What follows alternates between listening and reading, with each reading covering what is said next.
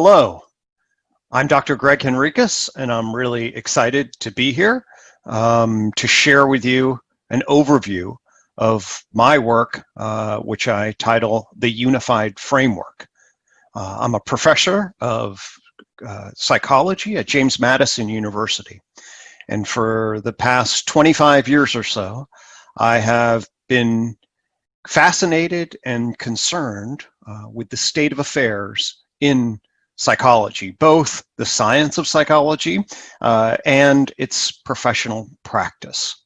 And while I was in graduate school, I sort of fell into a black hole, as it were, of asking the question, what is psychology? And is there a way to approach the work of psychology, particularly psychotherapy, from a coherent, unified vantage point? Early on, I discovered that, in fact, there is no generally understood way, meaning that there's no consensus about how to approach the work of psychotherapy.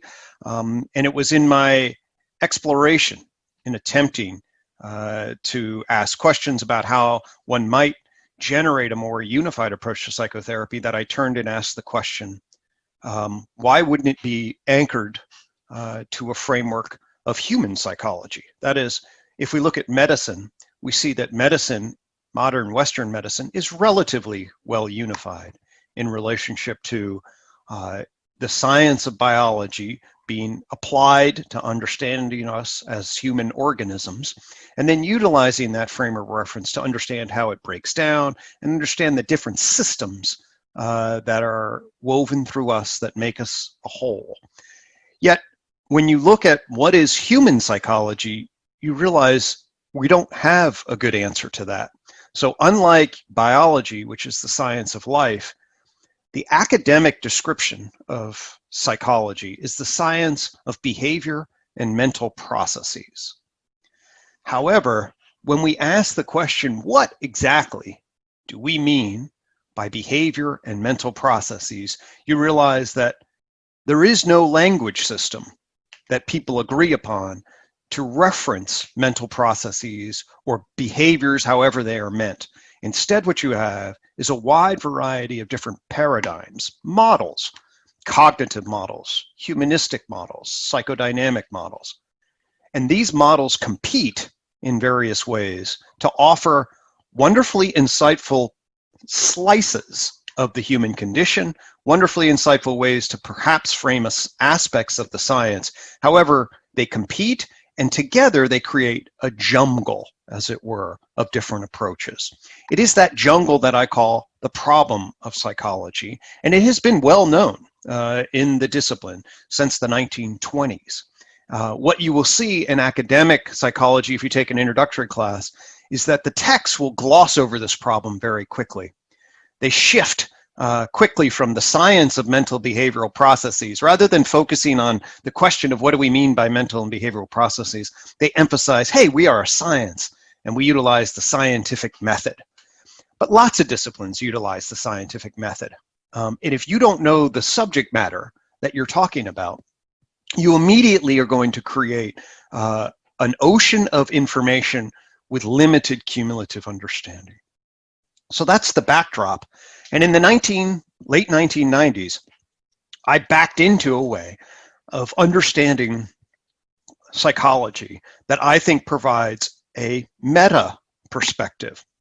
Meta meaning beyond or above or stepping outside of. And this ultimately emerges as the unified framework. And as it says here, the unified framework is a proposal for a conciliant scientific humanistic philosophy for the 21st century. It consists of three interrelated but also separable projects, one of which is a new unified theory of knowledge writ large, and in particular scientific knowledge. A second is the unified theory applied specifically to psychology, and the third aspect of the project was my original challenge, which was the development of a unified approach to psychotherapy. And more broadly, we can think about this as, well, what is the adaptive, pragmatic way of living, and what values ought to we live by? So now I would like to walk you through aspects of this unified framework. which I'm framing in my current book as a metapsychology for the 21st century. A metapsychology dates back, the concept back to Freud, and his psychoanalysis can be really thought of as the primary metapsychology. There have been other attempts, but none that have gotten much traction. And I believe the time is right for a new metapsychology. And this metapsychology that I'm proposing really can be thought of, I believe, as part of a larger movement that is happening in the 21st century, where we are realizing that our models for sense making and meaning making are not up to the task, so that we can have a framework, a cosmic evolutionary understanding of our place in nature that enables us to recognize what actually is about the animal condition, our conscious animal condition. What is it about our self-conscious cultural position? What is it about how we humans make meaning out of life? And what is it about the ultimate spiritual concerns that we have? Can we blend these deep-seated subjective humanistic concerns with a natural approach to science? I believe that the traditional modernist Enlightenment frames were woefully inadequate in helping us fundamentally understand how to generate a scientific narrative and description of what we are in a way that was congruent with our humanistic values and concerns. Indeed, I know this is connected to Ken Wilber. This is an integral space. And one of the things I admire most about Ken Wilber is his recognition that natural science, with its third-person exterior epistemological view, had given rise to basically a materialistic flatland, a metaphysics that seemingly was in danger of reducing everything to mechanism and a linear, mechanical, matter in motion cause-effect sequence that reduced us, essentially the image would be to machines. In fact, I was talking to one of my nephews a year ago or so after his first year of college, and I asked him, "What have you learned?" And his narrative was, "Well, I learned that I'm basically a bunch of chemicals," okay?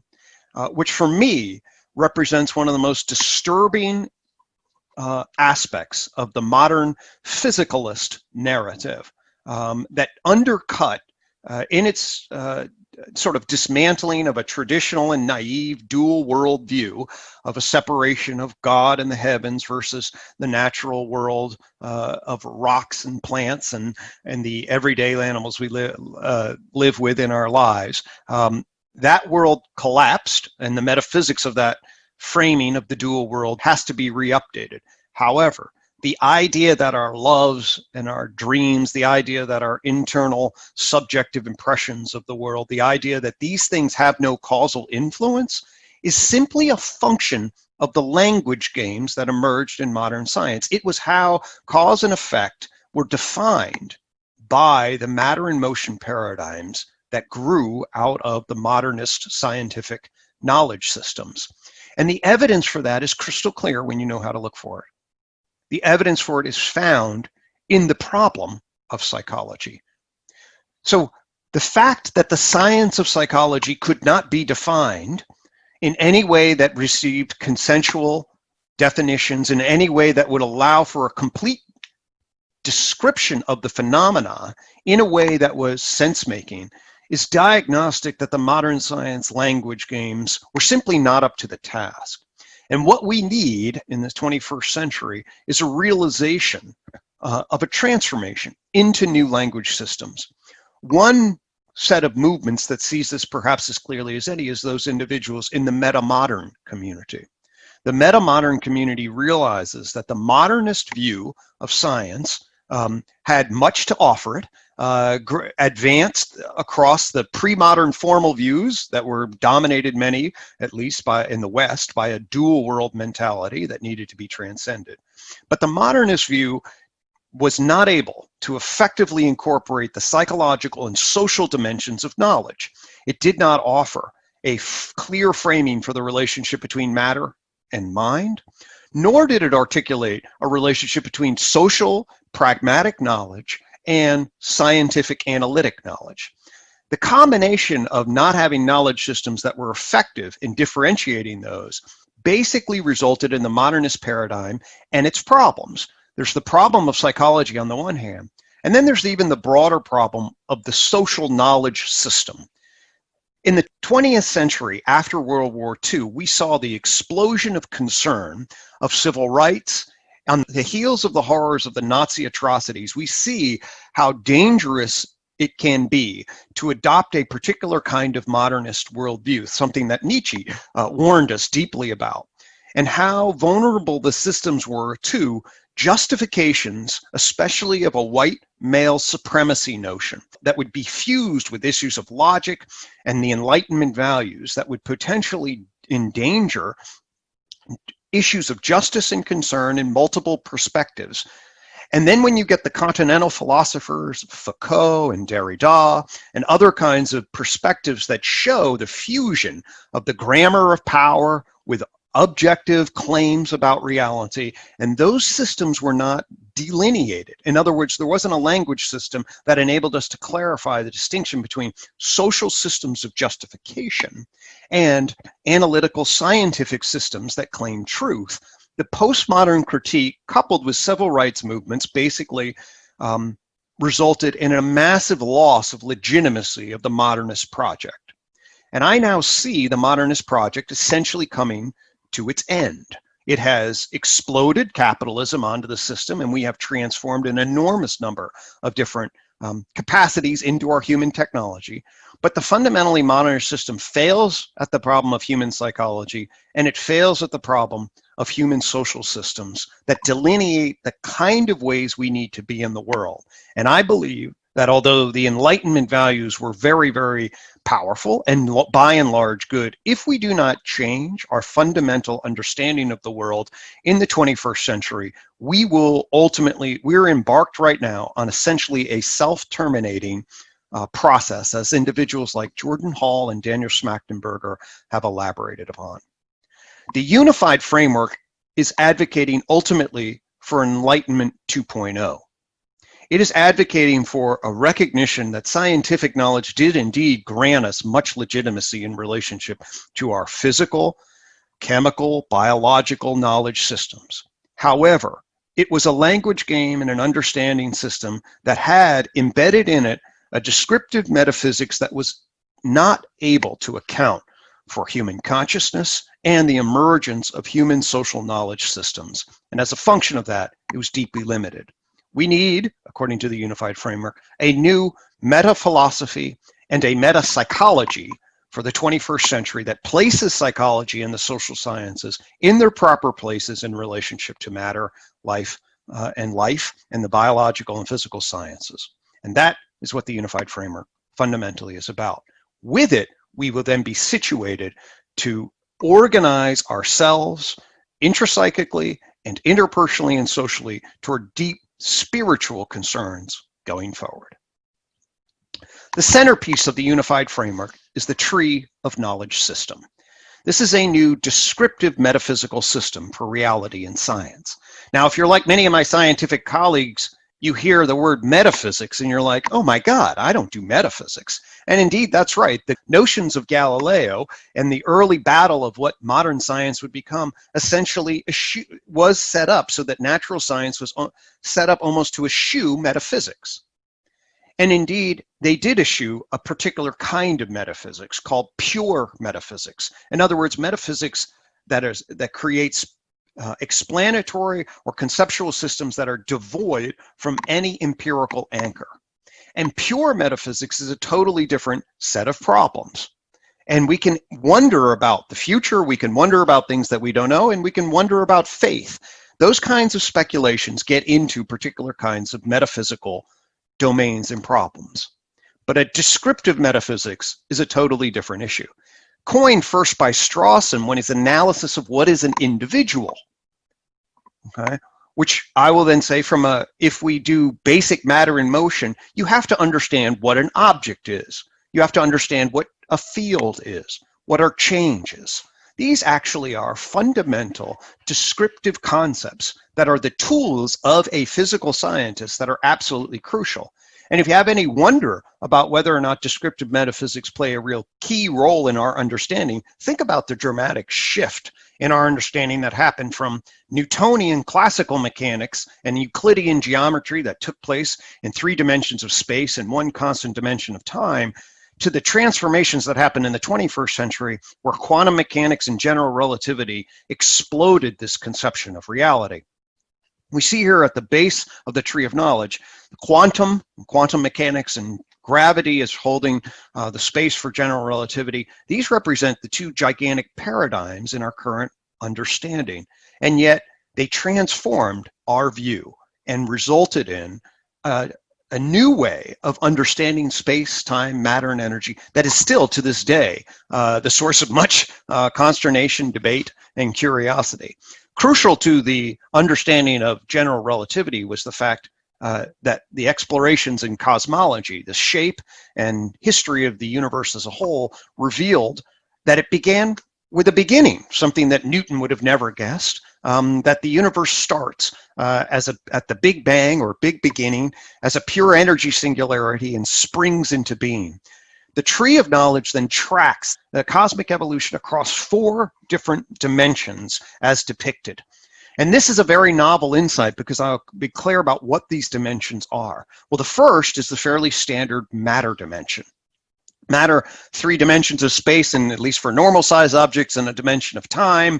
And we see the emergence of increasingly different kinds of complex objects, all the way up to macromolecules behaving in relationship to one another in, say, alkaline vents on the planet Earth 4 billion years ago. That dimension is a complicated dimension where we see the emergence of chemical changes and transmissions. However, it is not a complex adaptive dimension.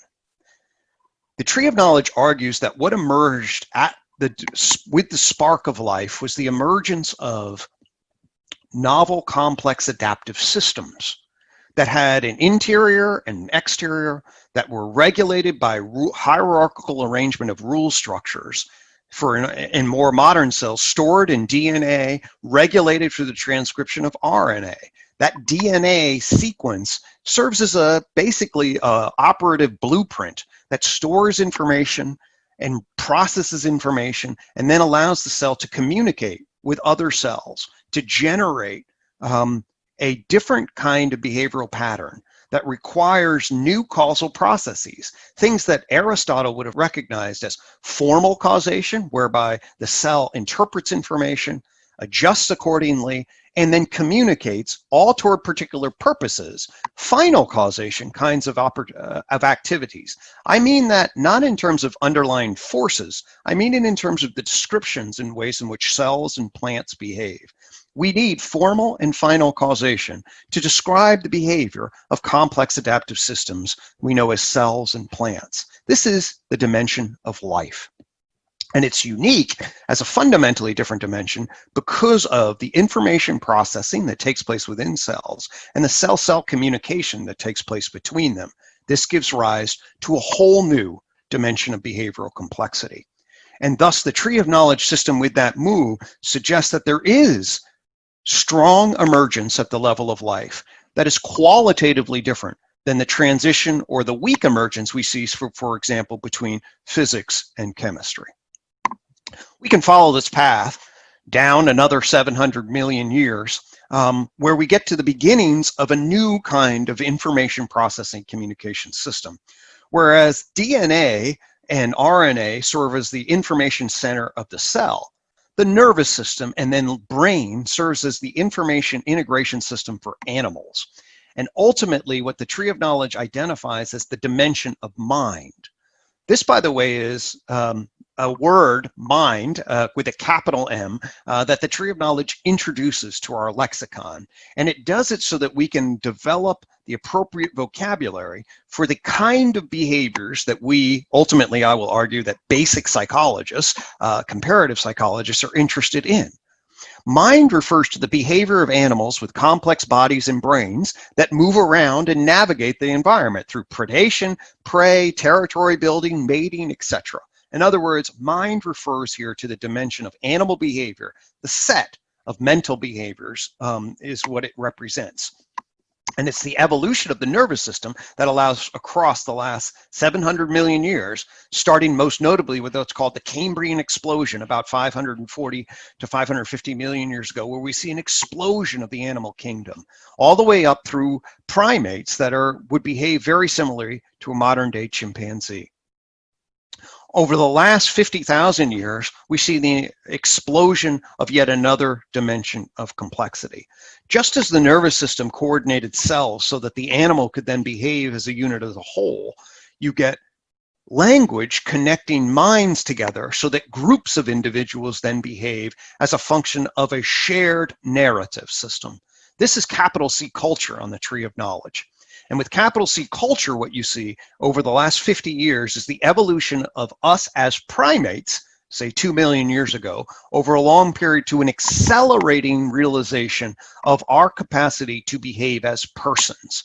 The culture-person plane of existence refers to the ways in which our systems of language and justification amongst us as individuals and in the way we talk to ourselves, in the connection with groups, and ultimately in the large-scale social systems that guide our beliefs and values in the socio-historical context emerges. And it is this culture-person plane that makes us so radically different than the behavior of other animals.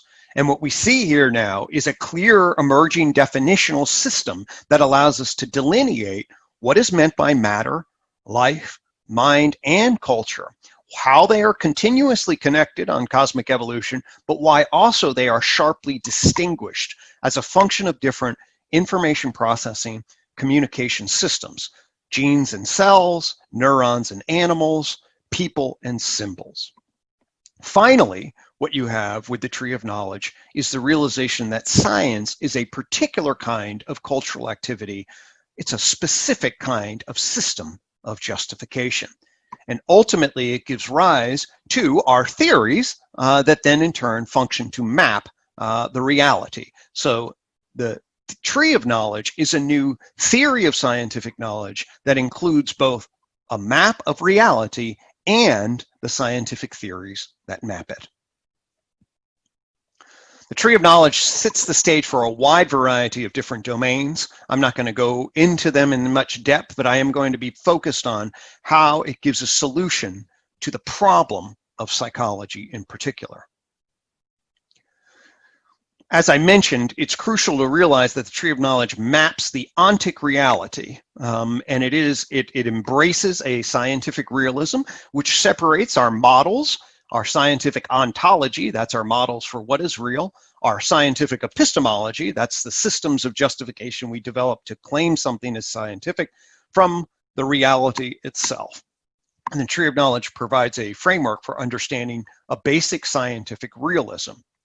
However, it is also informed by work in, for example, Roy Bhaskar's critical realism. He realized that if we were going to create an ontology that actually appreciated both the physical reality and the social reality and the processes by which humans built ontological maps of reality, what he called the transitive ontologies or transitive scientific theories relative to the intransitive realities, we need a framework for understanding and differentiating the social reality from the material reality. The Tree of Knowledge enables us to do that clearly in a way that aligns very directly with Roy Bhaskar's four-planar model of social behavior and knowledge. The Tree of Knowledge gives rise to a particular way of understanding scientific knowledge. Scientific knowledge is going to be divided into two domains, one of which is a specific analysis of objects and fields. And when we do that, we see gives rise to what's called the periodic table of behavior. As we saw, the Tree of Knowledge argues that we need to understand cosmic evolution, we need to divide it up into 4 different dimensions of complexity, each of which has a corresponding domain of science. Matter, life, mind, and culture all provide descriptions of the ontic reality and the dimensions of complexity, and they are assessed by the big broad domains of physical, biological, psychological, and social sciences.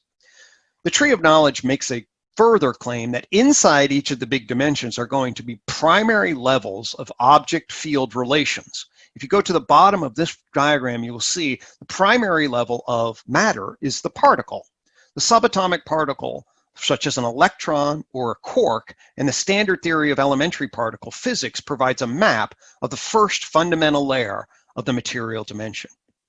Of course, particles organize themselves into atoms, and you get a picture of, say, the periodic table of the elements, which actually maps that second floor of science. And of course, atoms work together to create molecules, and you get chemistry mapping that third floor of science. And then you get the expansion of that in terms of scale into different size and complex objects such as stars, rock formations, etc., across different scales. And that describes then that material dimension of complexity. We see a very similar pattern through the remainder of the other dimensions, only this time the unit really is organized around a part of information store, something that stores information. Then there's a self-organizing processor, and then that communicates with other units. So you get a gene as the fundamental unit of information at the biological level. That's then managed and processed by cells, and then cells get together often to form multicellular organisms or for colonies and to create bioecologies that exist at the more macro scale level. With mind, we see the neural network forming the fundamental unit of information. That then coalesces into an animal and a mind-brain system behaving as a fundamental unit. And then we see families and groups of animals. Somebody like E.O. Wilson studied those in sociobiology that helps us understand how animals both cooperate and compete. Finally, at the level of culture, we see symbolic justification. The science that would correspond to this level, this 10th level, would be human cognitive science and the ways in which humans process information. Then we move up to the individual and human psychology and human personality and development, and the unique aspect of human cognition in relationship to the self-consciousness system and justifying reason-giving system. And then finally, we see the evolution of families, communities, and nations, the societal level, which is the intersection of culture, that capital C culture, which are those systems of justification, and all the remarkable tools and technologies and context that humans live in, and the behavioral practices that regulate those systems. So then society is the ultimate whole for human culture. The periodic table behavior enables us to understand that actually when we think about the understanding of evolution of behavioral complexity, it unfolds across different dimensions and levels. And when we match it by a 3x4 taxonomy, we see all the major sciences being able to be organized across and recognize that they are assessing object field change at different levels and frequencies. The unified framework is not just about science, however. It's fundamentally about human values, human living. It's fundamentally about reaching one's potential. I embrace much of what Ken Wilber says, although I have a slightly different, more naturalistic ontology. I deeply appreciate his narrative and our analysis of how scientific systems of justification are organized by certain kinds of epistemological assumptions and essentially grammars that enable them to play the game of science, but ultimately do so in a way that potentially handicaps the system. So for example, Wilber's famous for his quadrants, what I call his epistemological quadrants. And you see here the epistemological quadrants, which are a 2x2 system, which he divides left to right is the difference between the interior view, that is the view from within through behind the eyes as a witnessing function, or the exterior view, that is something you could take with a camera or have a general third-person view. And there is the view at the level of the individual, so me as an individual person looking through my eyes, or us as a shared interior level of a shared belief value cultural network, or there's the exterior holistic systems view. I have found this to be an enormously useful epistemological arrangement and see, much as Wilber delineated with brilliance, how so many different knowledge systems can be organized.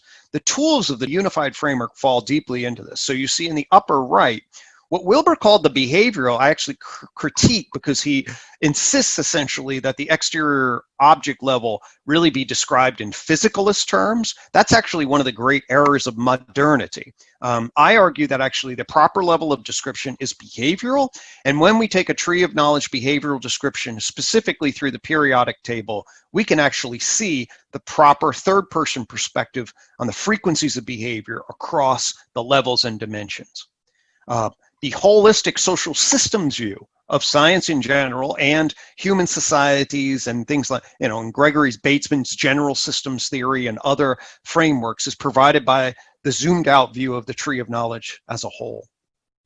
The interior human phenomenological view is, of course, one of the great mysteries of where does subjective witnessing and experience and qualia come from. And of course, with Wilber's view, we can see very clearly why a science that is defined by exterior perspectives has such enormous difficulty analyzing the subjective perspective, because it is across the interior-exterior epistemological gap.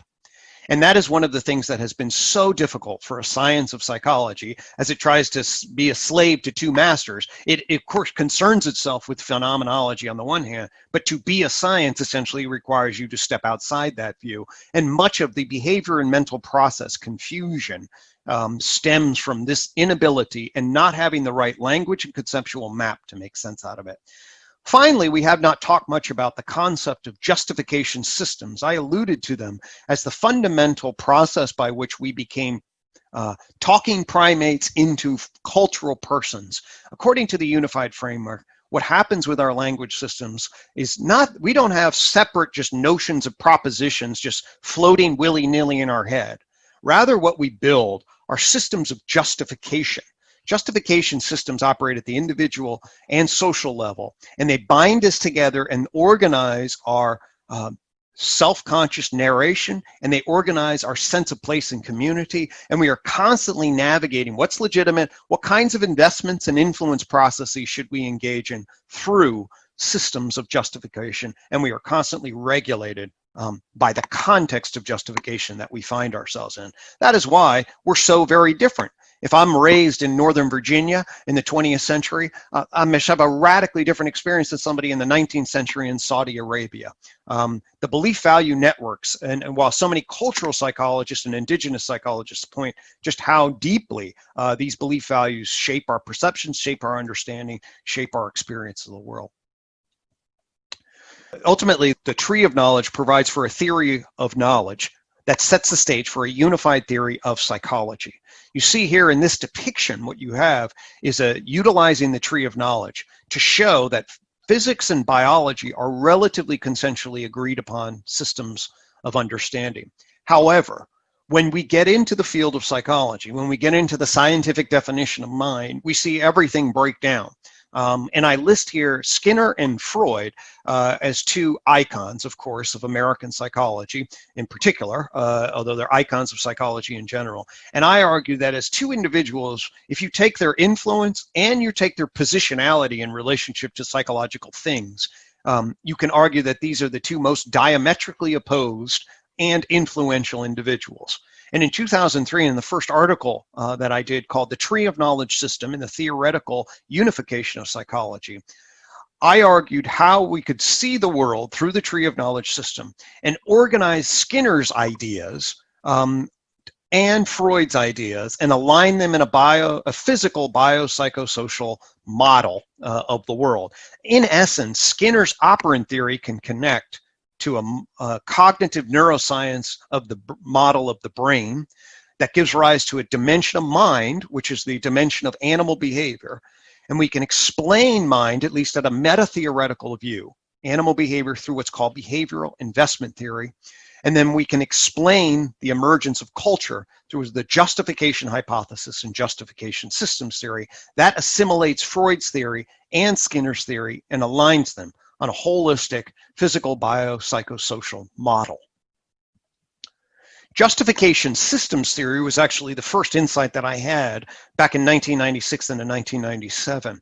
I was studying the evolution of consciousness. I was studying psychodynamic theory, cognitive social psychology.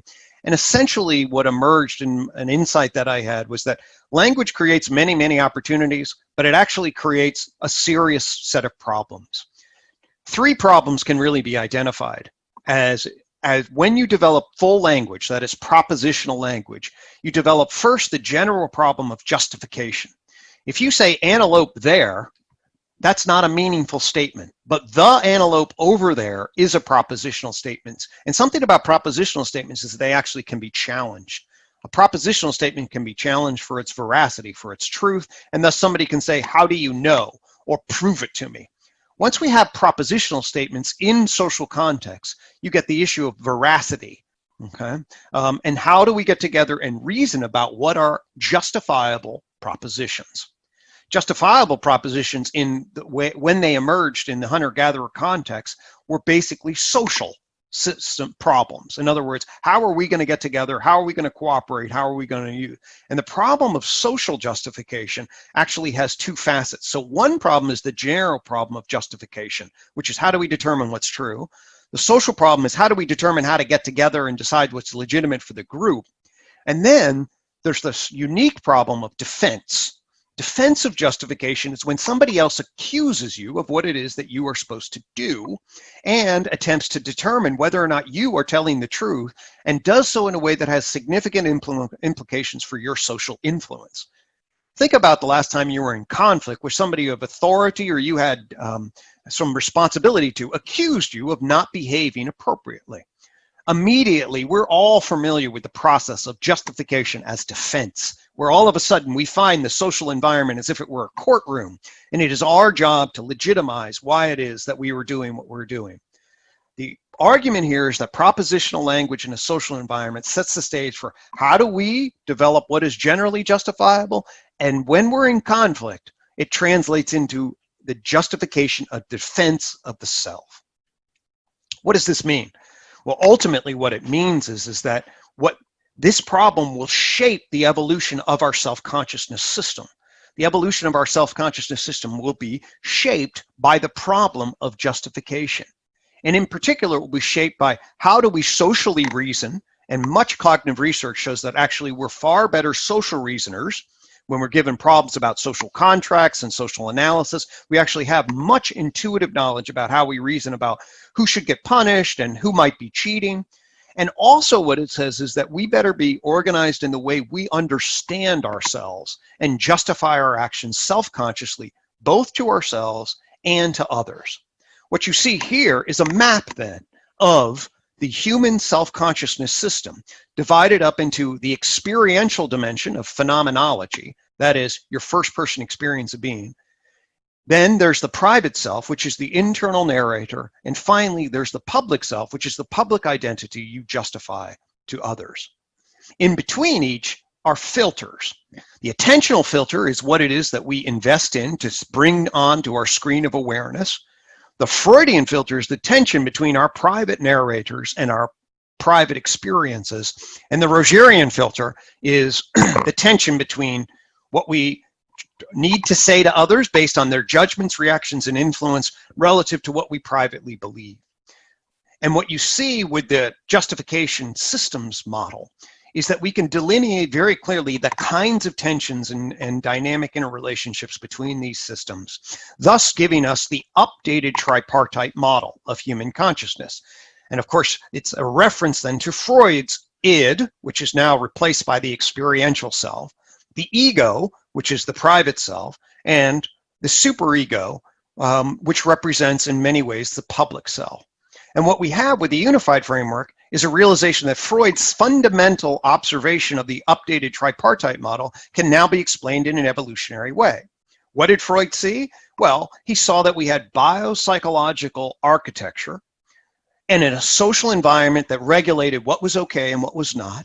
And the task of the ego was based on reality to try to negotiate how to rationalize what was appropriate and how to repress what was not. And so we now have an evolutionary formulation for Freud's fundamental insight. And we can then update our model of human consciousness based on the best cognitive science, social psychology, personality theory, and the like. Where does this come from? Where does our capacity to justify come from? Well, the unified theory offers behavioral investment theory, which offers a neurocognitive functionalist account of animal behavior that synthesizes computational, behavioral, and neurosciences and places them on an evolutionary foundation. Very briefly, it embraces the idea that the nervous system is an information processing system. What it does is it computes, it makes predictions essentially about where to devote work effort toward based on rewards and benefits as a function both of evolution and of learning. And we see the evolution of the nervous system, the behavioral investment system, starting with reactions and fixed action patterns and sort of foundational instincts. That's this first level of sensation into motor response. Then we see the evolution of learning, which almost certainly accompanies the first layer of experiential feeling.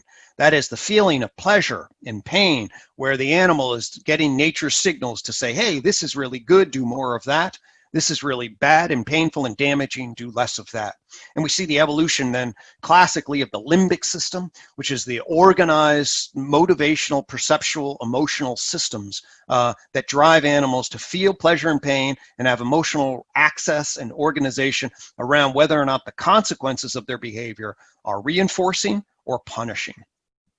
Then we see the development of the cortex in animals, where the animals are able to store information, mentally manipulate, plan, inhibit, and certainly we see much complicated, rich mental lives in things like chimpanzees, in whales, in elephants, and such.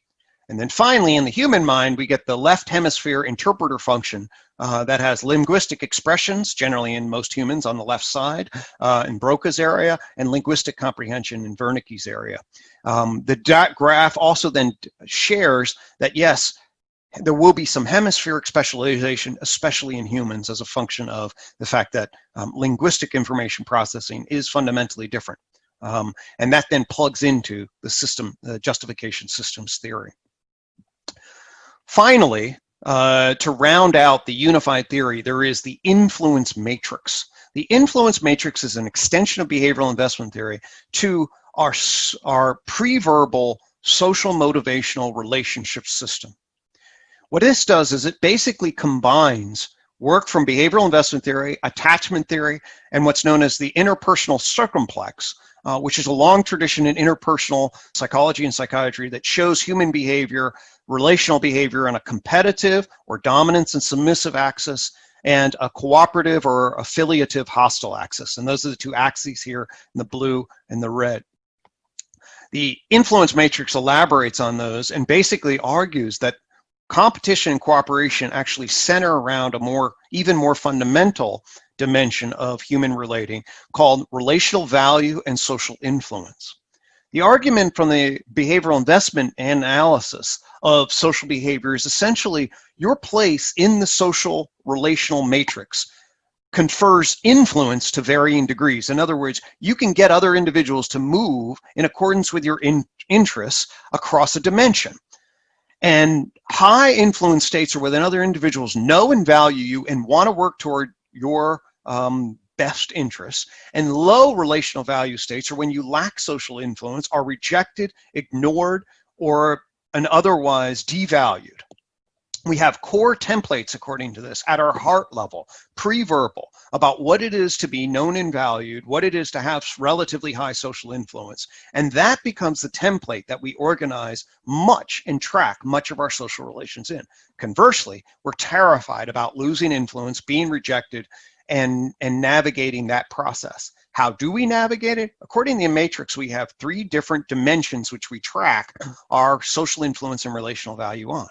Power, the blue line, which is basically can be thought of in terms of rank, indirect power in terms of status and achievement. Where do we fall on merit and hierarchy and those kinds of issues? Then there's the red line of affiliation, connection, and fusion, or differentiation and then distinction and othering on the form of hostility. And finally, there's the green line. How involved and dependent are we on the approvals and engagements of others versus how separate and disengaged, or perhaps even in its extreme, what's called counter-dependent on the far end of autonomy, where we reject any involvement or need. The center of this maps our self-other relations in terms of our motives and what we are trying to approach and a void in the relational matrix in our self-other frames. And of course, we carry these in terms of what's happening to us now and what has been happening to us in the past. As a clinician, I'm deeply aware of how the traumas of low relational value so often influence and color how we see the current, and if they get triggered, can then create intense emotional reactions. The intense emotional reactions are then illustrated by what is operative on the outside of the matrix diagram here, where emotions are triggered to orient us toward shifts and histories of self-other relation, and then to attempt to signal that there's an appraisal of a problem and then address and solve that problem. The influence matrix sits in between behavioral investment theory on the one hand. In other words, behavioral investment theory provides the foundation, and then animals evolve into a very complicated social world, the social animals like primates, and the influence matrix then navigates the self-other social world, is a map of how animals do that and create the interpersonal patterns that we see in terms of dominance, relation, cooperative networks, and things along those lines. It also sets the groundwork for the context of justification and how we navigate our justification narratives in relationship to social influence, and are so often socially motivated reasoners, depending on, and will give reasons in very different ways, depending on the social influence matrix context. Together, the Tree of Knolwedge system, behavioral investment theory, the influence matrix, and justification systems theory provide a unified theory of psychology. However, they simply set the stage then for what is known as the unified approach. The unified approach was my original concern. And what it involved is, how do we as psychological doctors take the best of the best in a coherent way and integrate them together into a system that a language, theory, evidence-based system that achieves coherence. The unified approach offers 4 different ideas that together create the framework for a unified approach to individual psychotherapy. I'm going to briefly articulate these, and then I will summarize the unified framework.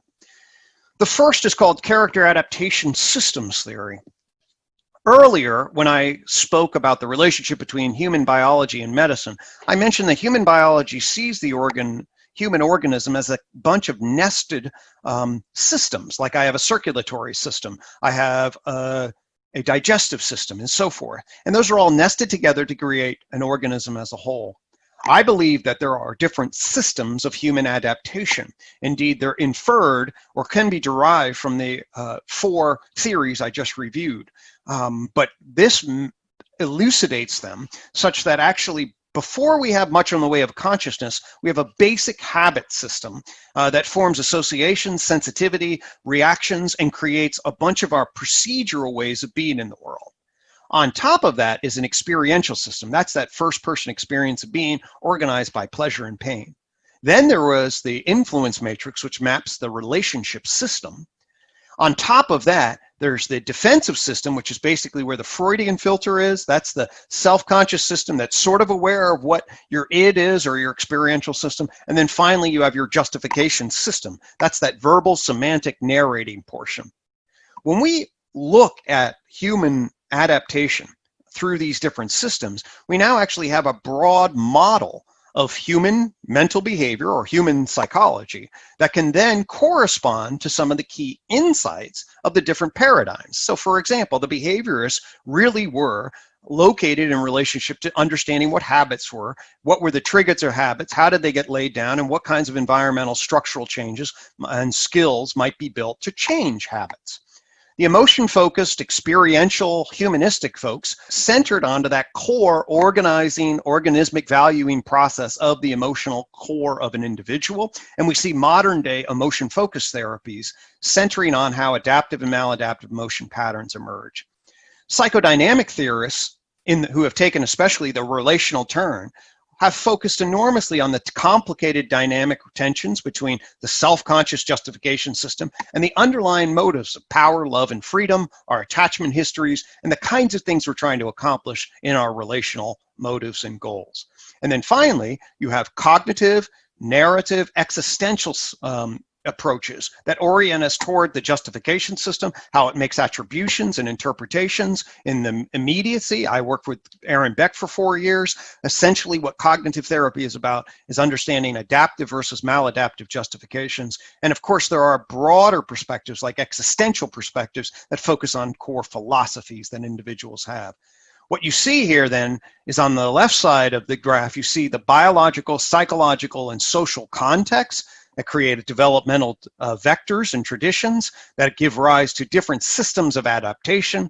And then it is the way an individual is then finds himself in a current and future environmental system that has stressors and affordances. We can utilize this language to the system to see how these different systems interact, and we can actually then bridge to the different domains of psychotherapy. As such, character adaptation systems is a bridge between personality theory, an integrated model of personality theory, and the major paradigms of individual psychotherapy. It also sets the stage for understanding the big domains of development. This is the character wheel of development. In the middle are the systems of adaptation. And the idea here is if we can imagine a spinning wheel of development as an individual grows through time, what emerges over their development are these domains. So we see the emergence of personality traits, say, for example, found in the big five, which settle by the time a person is pretty much relatively settled by the time a person's in adulthood, young adulthood, where they have their levels of extroversion and neuroticism, agreeableness, conscientiousness, and openness. Then there's an identity function. This is your self-conscious narrator, public and private, that then may ascribe to certain values, virtues, character strengths, and ways of being in the world. If you recall, Harold Gardner mapped a wide variety of different, he called them intelligences, but we can call them abilities. Some are classic intelligences like verbal and mathematical ability or spatial reasoning ability, and then other abilities like athletic abilities, music abilities, spiritual tendencies, and things along those lines. And then finally, there are challenges or pathologies, weaknesses, difficulties that an individual has. So the character wheel of development, for those who are familiar with integral and the various lines of development, we can imagine 5 or 6 lines of development across each one of these domains. And then you could imagine how they would develop, whether they're pre-conventional, conventional, post-conventional levels of development as an individual spins their wheel through life and development. Crucial to understanding psychotherapy is the concept of what is well-being. Well-being is one of the more obvious in some ways, but also thorny and difficult concepts. We applied the unified theory to understand what actually is well-being and resolve one of the core difficulties in literature, which is whether or not we should think about well-being purely as a empirical construct. So for example, how happy do people say they are? Or is this really about fundamentally adaptive functioning? The Tree of Knowledge and Theory of Knowledge would provide us that actually well-being is actually the alignment of 4 different domains. One is that first-person experience of being that both has emotional and narrative elements. The second is then contextualized in your biological and psychological health and functioning. So how healthy is your biomedical structure and how healthy are you processing information in a psychological sense? Then you're embedded in an environmental context that both has material elements like temperature and toxins and chemicals and light and territory, and a social environment, a relational world, whereby you're connected individuals and embedded in communities. And then finally, we need to understand that well-being is a prescriptive concept, which means that the evaluator must be reflective about what they want to see and what fundamentally for them defines what well-being is. Finally, to achieve core adaptation, we need an understanding of what are the healthy principles and processes that tend to give rise to adaptive functioning and ultimately self-actualization. COM-MO is the final branch of the unified approach. It's an integrative approach to psychological mindfulness.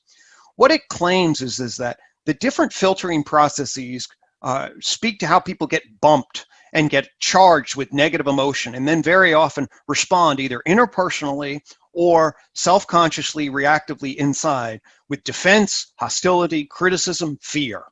And much of psychopathology is not just negative reactions, but it's negative reactions to the negative reactions that people have. And what we are not taught in modern day context are the principles and processes that enable us to avoid the vicious cycles of negative reactions to negative reactions. CalmMO explains how we can create a particular kind of context, an intrapsychic context and an interpersonal context based on eons of wisdom that orient us toward a particular attitude, a metacognitive observer attitude that is curious rather than critical and closed, that is accepting rather than rejecting, that is loving, compassionate rather than irritable, hostile, that is motivated to learn and grow toward valued states of being, as opposed to resigned in a helpless and hopeless state.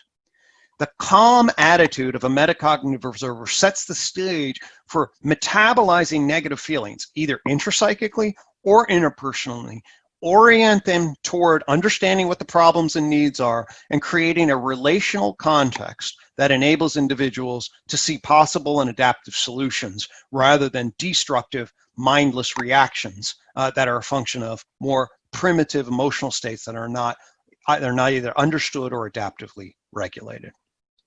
So the unified framework fundamentally then consists of 8 different ideas. And from 2016 to 2019, I had a vision for what we might want to consider a pictorial representation of this knowledge system. And I built a thing called the Garden of Atua. And what this is it's a sincerely, I realize now, I didn't know this at the time, but there's a whole meta-modern approach to art called sincere irony. And ultimately, what this is a sincere ironic representation. You get a flavor for its sincere irony, but in fact, it's kind of a cartoon, and yet at the same time, it's very, very serious in what it is that it tries to do. There's a lot of other sincere ironic elements to the garden, but let me just explain very quickly what this tree represents. I have walked you through the different ideas, and each one of those represents a flower. So we started at the Tree of Knowledge, which actually is the first branch. That, by the way, is also ironic, that the Tree of Knowledge is not this. This is the tree theory of knowledge, and the first branch of it is the Tree of Knowledge system. The second is justification systems theory and the map of updated tripartite model, behavioral investment theory, and the neurocognitive functionalist approach, the influence matrix. Together, this creates the unified theory. Then there's character adaptation systems and the wheel of development, the nested model of well-being, and then finally, a CalmMO approach. In the middle, you see that flower, which stands for me. Me stands for a metaphysical, empirical approach to knowledge. And in the middle, you see a big yin-yang symbol. That refers to an integrated pluralistic dialectic, whereby we understand both seeking truth and the pluralistic natures of it. And around that are each one of our own individual. The small me flower represents each one of our own individual ideas as we try to create and cultivate a big picture view. I believe with this kind of metaphysical perspective, we can then develop the equivalent of what John Vervaeke calls the religion that's not a religion for the 21st century.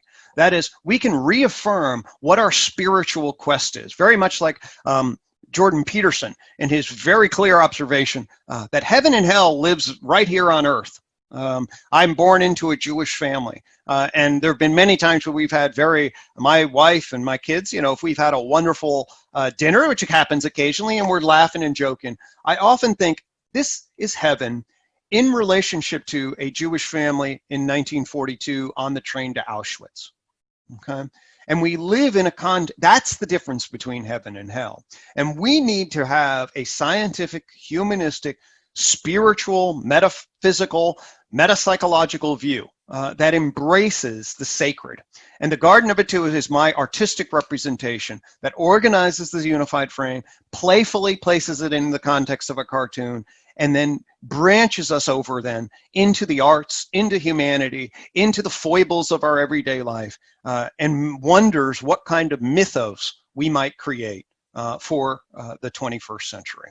And so that's what my future face of the spirit I hope to be, and I really appreciate the opportunity for giving you this tour of the unified framework and how it might contribute to some positive advances as we move forward and attempt better sense and meaning-making systems for the 21st century. Thank you.